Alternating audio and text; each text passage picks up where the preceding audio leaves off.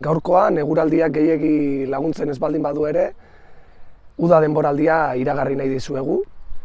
Izan ere, herritarrak, bertakoak, zein kanpokoak gogo handiz daude, hondartza bezalako gune naturalez gozatzeko, eta hori kontuan izanik, Debaku udalak pandemia aurretik zeuden zerbitzu guztiak martxan jarri ditu. Horretaz gain, oraintxe bertan gauden pasealeku hontan egin beharreko konponketa guztiak amaitzear daude, eta uda denboraldia hasterako, hau da ekainaren 15erako amaituta egotea espero dugu. Hondartza denboraldiari ekainaren 15ean emango diogu hasiera. Non hau irailaren 15era arte izango da.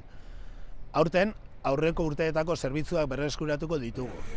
Dutxak, oina garbitzeko iturriak eta toldo zerbitzua ere berreskuratuko dugu. Horrekin batera esatea, kabinak edo hondartzako zerbitzuak ere martxan egongo direla. Hauek erabiltzeko txartelak toldoetako kasetan hartu beharko dira. Honekin ere esatea, kirol eskaintza ugaria ere egongo dela hondartzan. Voleiboleko sare pare bat ipiniko dira eta uda kiroleko ikastaroak ere egongo dira.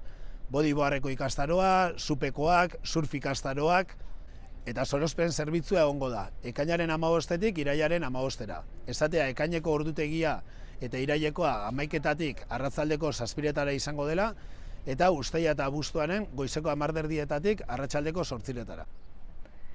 Ingurumenari lotuta, Debaku udalak urtean zer egiten duen lanketa hondartzara eta uda sasoira ekarri dugu. Ur hondoa garden izeneko sentsibilizazio kanpainaren baitan hainbat ekimen burutuko ditugu. Hondartzako plastikoak bildu, itsasadarreko ibaigertzak garbitu, eta ekainaren 18an Sakoneta inguruan egingo den urrazpiko plastikoen bilketa. Uztaila eta abuztuan bisita gidatuak ere izango dira hondartzan bertako biodibertsitatea ezagutzeko.